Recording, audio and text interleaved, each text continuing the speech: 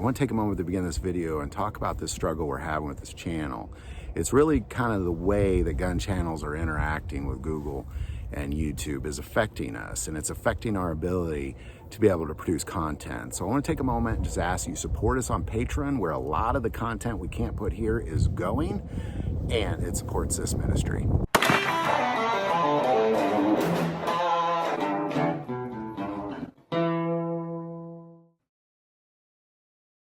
Welcome to a series called He Trains My Hands for War, where we're going through the book of Joshua verse by verse to see what it's like for a people group, a nation of people, to be about their Father's business in warfare. We've never seen anything like it before, this group of people, and we haven't seen anything since. I believe it's incredibly important because as we face a time of tribulation in what is often in Revelation referred to as the War of the Saints, a 3.5-year war between the saints and the Antichrist and the world army, the only way that the saints can sustain for 3.5 years is they have to be obedient to God's every call. And this nation of people, they did that thing. And God's an unchanging God. He's the same then as he is now, and he will be then in the future. So I think it's incredibly important. And where we are at this point in this is we have reached that place where the Israelites have crossed over the Jordan River. They're still kind of in the process. There's a lot going on here, so we're going to just pick it up there. Joshua 4, starting verse 10. So the priests who bore the ark stood in the midst of the Jordan until everything was finished that the Lord had commanded Joshua to speak to the people according to all that Moses had commanded Joshua. And the people hastened and crossed over. Then it came to pass, when all the people had completely crossed over, that the ark of the Lord and the priests crossed over in the presence of the people. And the men of Reuben, the men of Gad, and half the tribe of Manasseh crossed over, armed before the children of Israel, as Moses had spoken to them. About 40,000 prepared for war crossed over before the Lord for battle to the plains of Jericho. Now, I want to start by saying the very first thing they knew, it was instructed by Moses before he died. These are the people that are going to be prepared for war. About 40,000 of them from these tribes. Now, this is critical because what this nation would have been at this point is around 1 million people. So what you have is you have a group of men, some of them, and we spoke about this in an earlier episode, have the, these were like the warriors. These were the elite warriors from these tribes. Some of them were going to stay on the other side of the Jordan, and they made this agreement with Moses that they would send warriors across with them, and they'd be with them till the very end. And if anybody rebelled against Joshua, they would kill them, is what they said. So here's these elite men going, about 40,000 of them ordained by God to do this thing, agreed upon by Moses before he died, before any of these events started taking place. And here they are. Now, I want to kind of speak to this because when it comes to the warring of the saints, much like when Jesus talked about, in Matthew 24 and 25, when the disciples said, well, how will we know when you'll be returning? And he talked about it for 2 chapters, and he gave a few parables on it.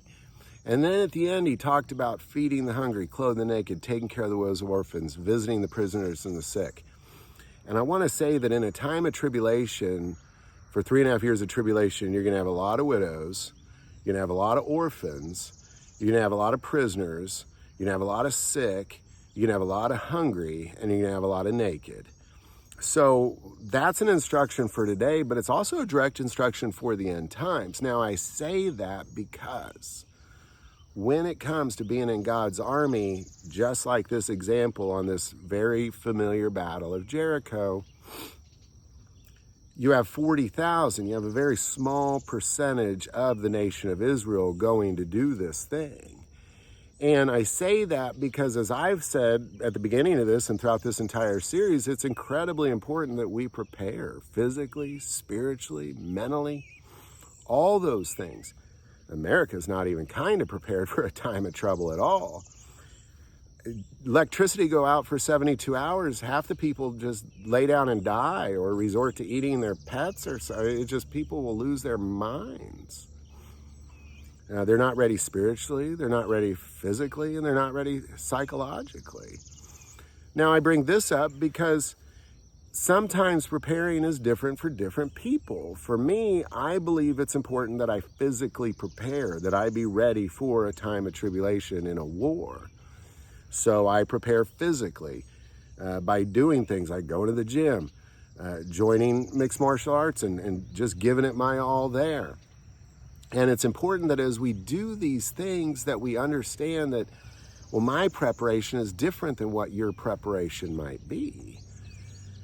So I think that's the critical piece of this, because here you have a nation of, around 1 million people. And you got 40,000 of them that are like, all right, let's go do this thing in Jericho, going before the people essentially as a secured force, like, don't get near this people. It's the first thing to go. It's kind of like if a SWAT team kicked in the door, there's certain people that go in first. And that's ultimately what you have here. And I think it's important that we, if you believe that you are part of this remnant, this people that will be, not siding with the Antichrist, because I'm telling you, the Antichrist is going to be somebody that you love and adore. He's going to be a politician that you're just like, that's the best guy ever. And he's the one who's going to be the Antichrist because he deceives even the elect, is what the Bible says. So you have to be, well, I'm going to put God first before the world. The world may say this is a good thing, but it's an Antichrist. And and as soon as he says, I am God, the war's on. It's on. It is on. As soon as he sits in the temple in Jerusalem and says, I am God, the abomination of the temple that Daniel talks about, everything that John spoke about regarding the warring of the saints in Revelation, everything that Jesus, as soon as you see that thing happen, is what Jesus said in 24. Run for your lives. Don't even, if you're on the roof, don't even, just jump down and run. If you don't have your things, don't go in a pack. Just run for the mountains, is what the Bible says. Jesus' words were that he spoke out loud into reality as prophecy. So it's important that we prepare whatever that way is for you. And it can't be this preparation like, well, here's how I'm going to hunker down on my own, because you won't survive. You might survive, but, kind of like, Jews did in the Holocaust. Some survive, but they're hunting you down and you don't want to be alone. And then there'll be a group of people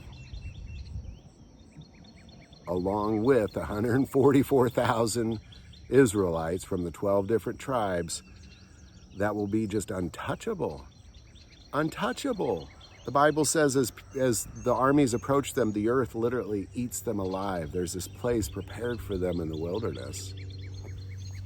So what is your role in that is what I'm asking you. I'm not asking what your role is. You live in your basement until it all ends, with all your guns. That's, sure, that might be your plan. But if you want to be involved in the War of the Saints, that's what I'm talking about. Being a part of the army of the living God, because the whole million, all those children of Israel, from the young to the old, and from the warriors to the cooks, the seamstresses, all of them were involved in this war. They were all warriors in those moments, but they all played different roles in that war. But they were all in it to win it. They were a collective whole. Let's go take this land. Because God prophesied about it to Abraham.